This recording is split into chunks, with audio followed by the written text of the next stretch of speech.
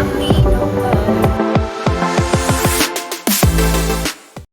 you guys, welcome back to my channel, Vibing After Dark _ with Mo. And if you're new to my channel, how about hit that subscribe button? And if you're a returning subscriber, how about sending it to a family or a friend so they can vibe out with us?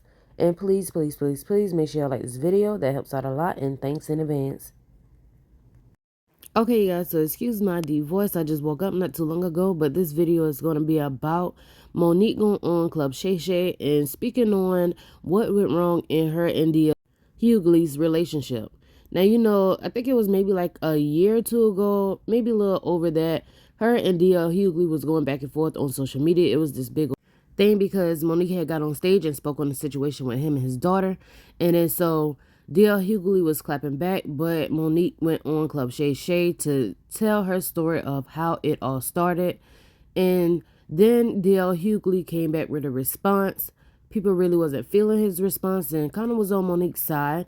But then I'm coming back with a part 2 because Mo'Nique and her husband came back and addressed the situation, and Hughley addressed that again after them. Now I'm going to play y'all the clip from the Club Shay Shay when Mo'Nique explaining everything. Now I'm sure most of you guys have already seen it because this video is already at like over 6 million views. So if y'all have seen it and don't want to hear it again, you could go ahead and skip to like the 9-minute mark and hear Hughley's response. But if you guys have not seen it, here's the clip. I wasn't going to do it. But damn it, this seat. I say you might want to have another clip over. This seat makes you go, truth, tell it. No, tell the damn truth. God damn it, tell the truth. Because family is sacred. It's supposed to be. And we don't cross the line with family. Mm-hmm. And people begin to get comfortable to jump on the Mo'Nique bandwagon of Mo'Nique doing things wrong, and she doing this and she doing that. And there's a brother named D.L. Hughley. Yep. And until he take accountability, I won't let it go. What? Because, what was you getting ready to say? I was going to say, what did DL do? Let me tell you. Baby, that voice went up, didn't it? DL is friend. He like, that's my friend. No, I've met DL on several occasions. I don't know DL like that. Okay. Do I know DL say like I know an earthquake? No. Do I know, since I've interviewed Kat, had several conversations with him, do I know DL on that level? No. Right. See, when we say family is sacred, right? Family is sacred. And we know that you don't cross the line when it comes to family. Correct. Right? I do DL's radio show. Yes. DL Hughley is not there. His team is there. Mm-hmm. And Shannon, we having a great time. I mean, baby, we having a great time. We going forward, back and forth. When we get to the end of the show, they say, Mo'Nique, you want to play a game? Well, I want to play. I said, sure, sugar. Let's play a game. And it's a game called Would You Rather. Oh. Okay? Now, Mo'Nique, you should have said I'm too old for this game. Wait a minute. We're having fun, baby. Right? We having a good time, okay, Shannon. Okay. It's the sister there and there's 2 other guys. We're having a great time. It's a beautiful Black unity cookout. Okay. We're having a good time. Okay. Would you say your wife was your family? Is that considered family? Yeah. So your husband is considered family, right? Absolutely. Okay. So here we go.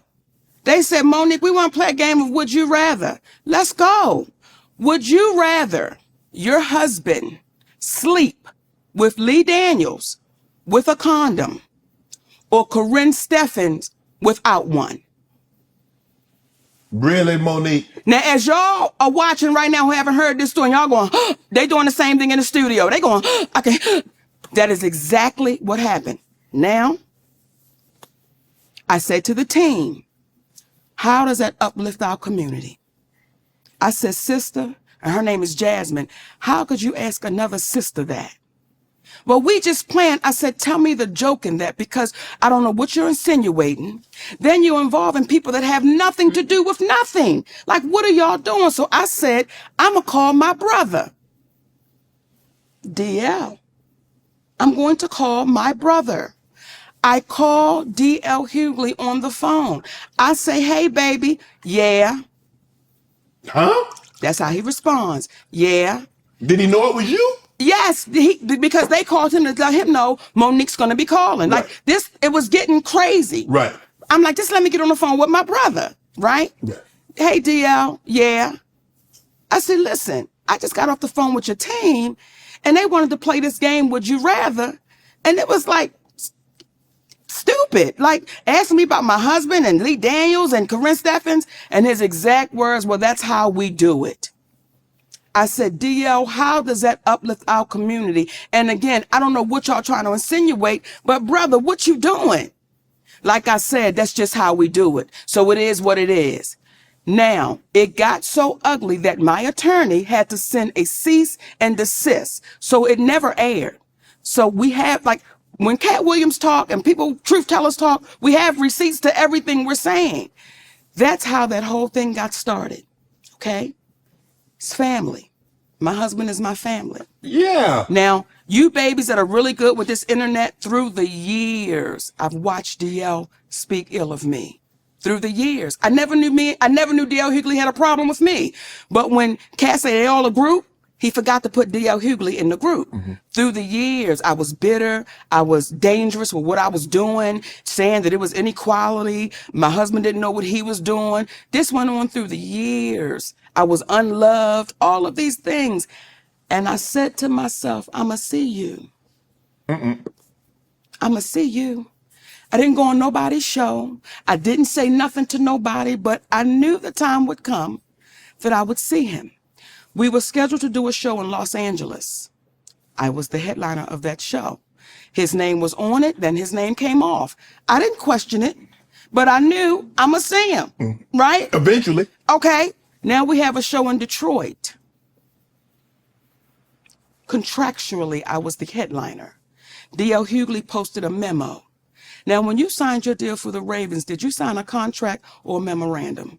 I signed a contract. You see how you say that? Like anybody that knows good business, you sign. The memo is saying this is what I would like, right? But the contract is saying this is what it is. Okay? Yes. He put out a memo to our community, and that touched me a little different because I was saying, why would you lie to our babies? Because now they're thinking if they send somebody a memo, that's what they're supposed to get. Mm-hmm. Okay? I was contractually signed to go as the headliner. Right. I mean, you go last. DL Hughley didn't come into the building until 9:30. Now, contractually, I said I have to be on stage by 9:30 because if the show starts at 8, I refuse to keep an audience waiting. Right. That is disrespectful to the audience. Correct. When I went out on that stage, Shannon, I made sure everything I said, he heard me. Because now you're here and I'm going to say it to you. Mm-hmm. And I said some things on that stage that I said he was cowardly. And some folks said, how could you say that? How could you do that? And then I posted some things to say, this is what I meant. See, you came after my husband. And when you had a chance to fix it, when you had a chance to say, Mo, my bad, you know, we don't even get down like that. Right. You told me it is what it is. And until he's brave enough and courageous enough to say, this is what really happened, y'all. Y'all have never known me to be no shit starter. Folks ain't never known me to go over and kick a sandwich out of somebody's hand that's hungry. But what people do know is, if you kick me, damn if I ain't gonna kick you back. Right. Because that's fair play. Right. So there was one left out the pack. And when you have people that continually don't take accountability, that's why you see us in the state of affairs we're in. I'm a firm believer, Mo, that everybody don't play the same. And someone once told me, what is joke to you is death to someone else. What is joke? That's why we don't play with people's families. And DL Hughley, please, no, brother, we still love you. Just take accountability for it. And we move forward. And then when you have some of our black folk that go sit in front of a white man and speak ill of their people, I'm like, y'all, what are we doing? What are we doing? What? Okay, so y'all heard everything that she said, and DL responded back. But on his Instagram story, he also shared this right here, and it says, at this point, whoever sits on the couch first is the one people think is telling the truth. If you defend yourself, it's against the ally. So he reposted that from his comment section, and he said that part. So then he went onto his Instagram to address everything, and he came in basically attacking her weight and things like that. But here's his response. Shay Shay is getting messier and messier. It's almost like Wendy Williams didn't go anywhere. She just got a weight set. And so Mo'Nique was on. Every time I see Mo'Nique these days, she's on doing some greasy ass video with her and her daddy complaining about something or working out. I don't know nobody that work out that much and gain weight unless every crunch you do has got Captain in front of it. But apparently she goes on Club Shay Shay and tells the story about how she came on my radio show and I wasn't there at the time. And my co-host Jasmine Sanders played a game that we played all the time with everybody called Would You Rather. She apparently was so offended by that she says she got off. She called me. Mo'Nique did, and she said I was very dismissive, like, Mo'Nique's a liar. When Mo'Nique did call me, I heard her complaints. I listened to her and I pulled the segment. So if I had been as dismissive as she alleges I was, that segment would have aired. It didn't because I respected her wishes. She's a liar. It's also befuddles the shit out of me how somebody who as a comedian talks as much shit about everybody else as she does, she has the temerity to be offended about anything as much shit as you say about people. Then she encouraged everybody, allegedly it stems from the fact that I used to always talk shit about her on video after video, and she encouraged her sweet babies to look at the video and find them. Do that. Do exactly what she says. And you know what you're not going to find? You're not going to find any evidence of that because Mo'Nique is a liar. She's lying about that.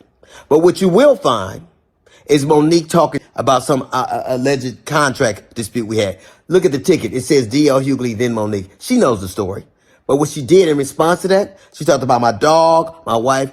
This broad even brought out my daughter's personal trauma. My daughter was Mo'Nique, brought that shit out and told the world that I allowed my daughter to be in front of me. The lying mother. She knows she was lying.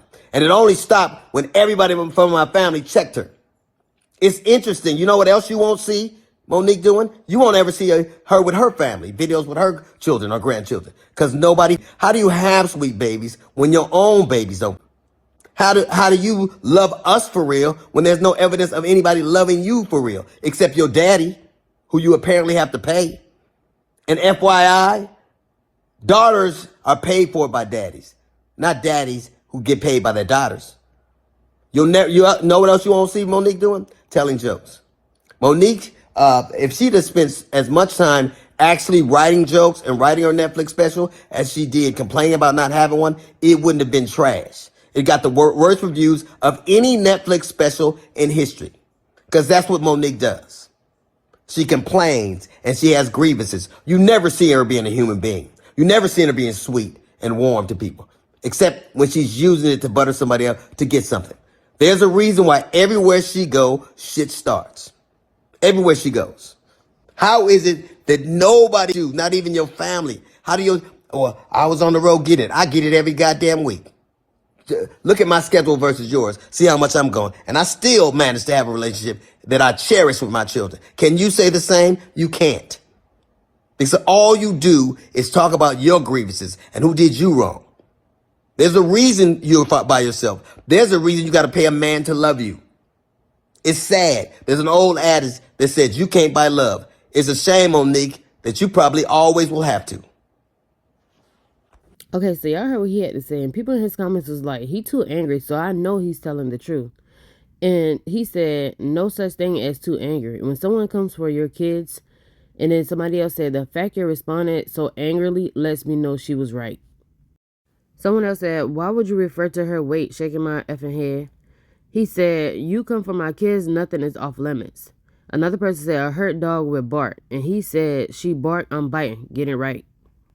All right, you guys, y'all let me know y'all thoughts on this situation. Do y'all think Mo'Nique was wrong for saying what she said about the child? I think no one should ever speak on no situation when it comes to the R word or the M word by any means, because that's that personal trauma. And even if you wasn't directing it at the daughter, I just feel like that's just a touchy subject you just shouldn't even have brought up, no matter your anger with the dad, DL. But that too also don't make DL right for saying the things that he has said. But y'all let me know how y'all feel about it all in the comment section below. Stay tuned for part 2, because part 2 is going to be where she respond back to what he said, and then he came back with another response. And I'll catch you guys on the next video. Bye.